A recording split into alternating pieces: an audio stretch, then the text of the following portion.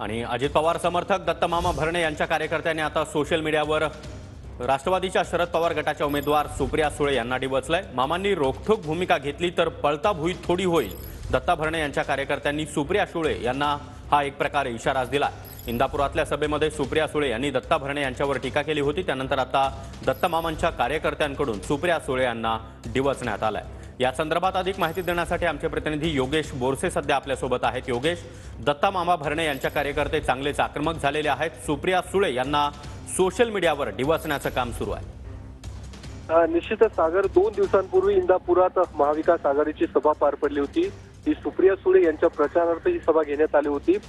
या सभेच्या माध्यमातून सुप्रिया सुळे आणि एकूण सगळ्याच वक्त्यांनी दत्ता भरणे यांच्यावरती टीका केली होती आणि या टीकेला प्रत्युत्तर म्हणून आता दत्ता भरणे यांच्या कार्यकर्त्यांकडून सोशल मीडियामध्ये जोरदार अशी टीका केली जात आहे। आणि दत्ता भरणेंनी जर मनावर घेतलं तर सुप्रिया सुळे यांना पळता भुई थोडी होईल अशा पद्धतीची टीका, अशा पद्धतीची पोस्ट सध्या सोशल मीडियामध्ये व्हायरल होत आहे। कारण ज्या पद्धतीने सुप्रिया सुळे यांनी दत्ता भरणेंवरती सभेच्या माध्यमातून टीका केली होती, त्याला आता सोशल मीडियातून सुप्रिया सुळे यांना डिवचण्याचं काम दत्ता भरणे यांच्या कार्यकर्त्यांकडून केलं जात आहे। आणि तशा पद्धतीच्या पोस्ट सुद्धा सध्या सोशल मीडियातून व्हायरल होताना पाहायला मिळत आहे। नक्कीच योगेश, धन्यवाद तुम्ही दिलेल्या या सविस्तर माहितीसाठी।